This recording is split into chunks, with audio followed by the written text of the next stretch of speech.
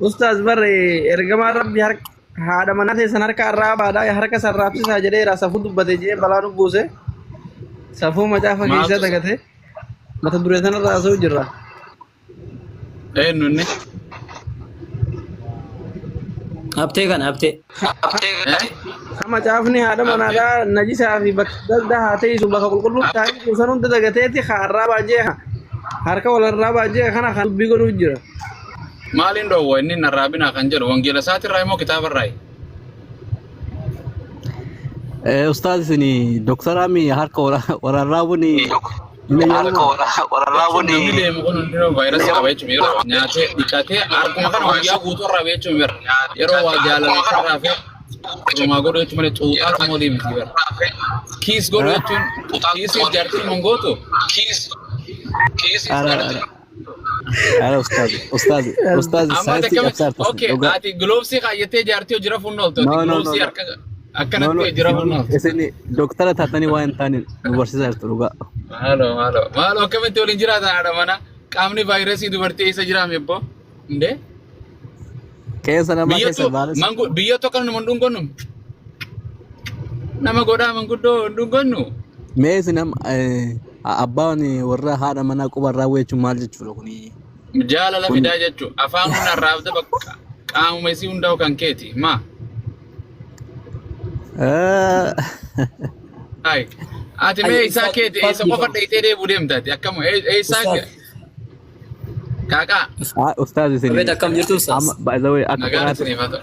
Mata dureen keessanis waan addaati waan irra jirtanis waan addaati. akkuma saayinsiitti osoo nutti himtanii isin akkuma doktara tokkotti. Waa'ee amantiitis amantii haasu akka amantii haasu waa'ee saayinsii. Ustaz gara saayinsii odoon naqini eddinni isaa fuudha jedhee filachiisanii turan ustaz. Eddinni isaa fuudha jedhee kan keessii finnuu safuu caalu. Wallahi san dhiisaa ittiin seenii namaan dhiisaame. Eewa kanaaf afaan hin qabdu beektaa waan itti dubbatan. Waan jedhu hapteen kun ortodoksii moo peente dhagaan siif haa ta'u dura medhiis gaafa jaartii si kannite waan xuuxxuu fi waan hin xuyne gaafas nu himta gaafa fuute haadha mana kee gaafadha gurbaan kun quba kee hin xuuxuu jedhan dhuguu jedha akkamiin jedhaan nyaata isiin gootu akkamiin nyaata harkaan akkana boccitee laayixee kana goote. Maal quba hin xuuxamoore? Harcee hunda laayixee vaayirasiin qabu. Isa ustaz dhugaa waan hin taane. Nagaan siif haa ta'u nagaan waaqayyo amma gara gooftaatti deemna gara gooftaa. Gooftaa Yesuusitti moo? Gooftaa Yesuus bar waaqaa miti jennee malee nuti gooftaa gara Abrahaam gooftaa Museen faan waaqayyo jedhamee jira wangeela keessatti. Phaawulosis waaqa jedhamee jira wangeela keessatti. Waaqayyo gooftaan jedhamee hin jiru? Maal jetta? Waaqayyo gooftaa jedhamee hin jiru. Namni nu yeroo godhee maqaa waaqaa fudhatee waaqayyo ofiin jedhuu danda'a bar. Ani gaafin kiyya waaqayyo gooftaa jedhamee hin jiru hin jedhe waaqayyo gooftaa. Jira waaqayyo gooftaan keenya nuuf waaqayyo gooftaa tokko jira jedha. Waaqayyo erga gooftaa jedhamee Yesuus illee gooftaas waaqas jechuudha. Okay waan jedhu hojii waan inni keessatti Allahumma salli yaa rabbi kiyya waan bismillahir rahmanir rahim hin qabne kitaaba rabbi nuuf fide wanta jedha kitaaba Yohaannis 3:16 waaqayyo akkasitti tokkicha ilma isaa amma jaallatutti biyya lafaatti dabarsee nuuf kennee jedhami. Yana namantu san. Maala waan achira jiru nama waan achira jiru dubbisutti hin jiraa miti eeka eenyu kan Yesuus nuu kenne. Hamaga.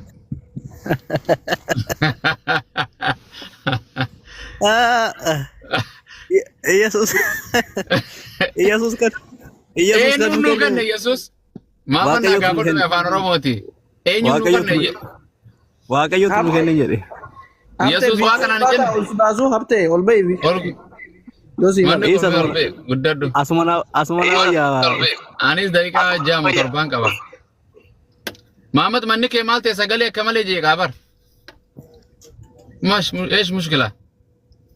There is something. بالبراب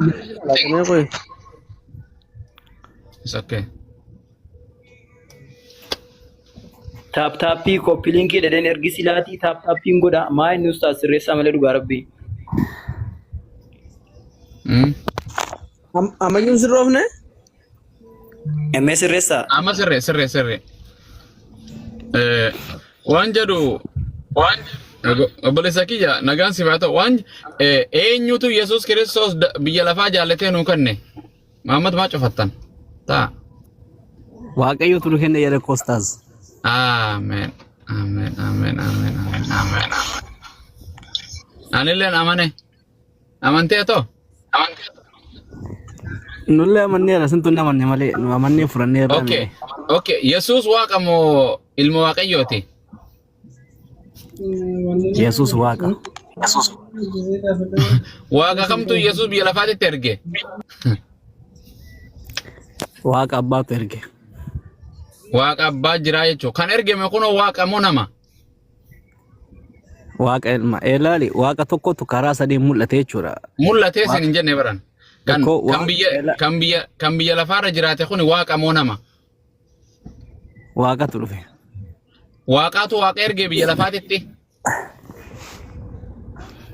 Waaqni abbaan waaqa ilma erge jechuudha. Waaqni tokko abbaadha, waaqni tokko ilma.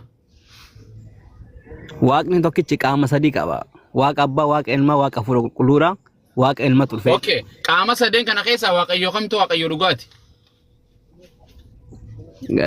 Sadeen waaqa tokko walitti. Akkami qaamni sadii tokko? Amma ati anaafeete namummaa walitti qabna. Atis qaama tokko, Muhammadis qaama tokko, anis qaama tokko. Qaama sadii minuti. Qaamni sadii anaafeetiin kun umriidhaan idimeenaan tokko moo nama sadii jenna moo nama tokko jenna? Fakkeenyaaf amma isin anama fakkeenya amma jechuun waaqa sadan qaama sadii kana fakkeenyaaf fudhadhu. Waaqayyo tokkicha nuyi amma nu baay'ee wanti isin wanne waaqayyo sadin kan waaqayyo tokkicha qabna nuyi. Akkami tokko akka qaama sadii naan jechaan jirtu waaqa tokko qaama sadii qaba. Waaqayyo tokkicha garuu kallattii sadii mul'ate. Kallattii sadii mul'ate jechuun kiyya karaa ilmaatiin, karaa hafuura qulqulluutiin, karaa abbaatiin mul'ate jechuudha. Waaqayyo tokkotu kallattii sadii mul'ate. Waaqa ilma dhufee qaama sadeen kana keessaa kami kan du'e? Waaqayyoon duune ko. Qaama kana keessaa kami kan du'e? Waaqayyo ilmiin dhufe. Dhufeetu. Afaan Oromoon jiru moo? Ustaas ni taa'u. Waaqayyoon du'u. Tasuma waaqayyoon du'u namatti illee mul'ata. Okay, kanaafuu kan du'e waaqa miti mi nama malee. Okay, kanaafuu na deebiste bareeda gaafiyu. Waaqni du'u anis fudhadhe. Nama du'e. Namni du'e san eenyu jedhama? Abbaa jedhamoo Yesuus jedhama? Kan du'e Yesuusi. Kanaafuu waaqa miti ka? Yesuus guutumatti nama guutumatti waaqa. Okay, nama guutuu deemoo waaqa guutuu du'e? Nama guutuutu du'e. Kanaafuu namni du'e san waaqa miti mi? Yesuusii mi kan du'e san? Kan du'e namatu du'e. Kan du'e san Yesuusii moo Yesuusii mi namni san? Yesuusi. Kanaafuu waaqa miti ka? De waaqayyoon du'u jedhee hin jira koon. Hindu anis fudhadhe hindu du'e haa Yesuus du'e mi? Maaltu du'e ammachitti maaltu du'e? Yesuustu du'e Yesuus. Ati miti Yesuustu du'e. Wallahi aqliin tunu rabbi rakkanuu beektii bar. Wallahi maal naan jettaati? Okay, kan fannoo irratti fannifame san waaqayyo abbaadha moo Yesuusi? Waaqayyoon du'u jedhee hin jira kooni. Anis jedha namni hundi biyya lafaa hundi harka keessan gara waaqayyoo tol qaba hindu waaqayyo duwwaatu hunduu jedha hindu akkas waaqayyoon du'u. Amen. Yesuus du'e mi immoo Yesuus du'e mi? Yesuus namummaa isaatiin du'e.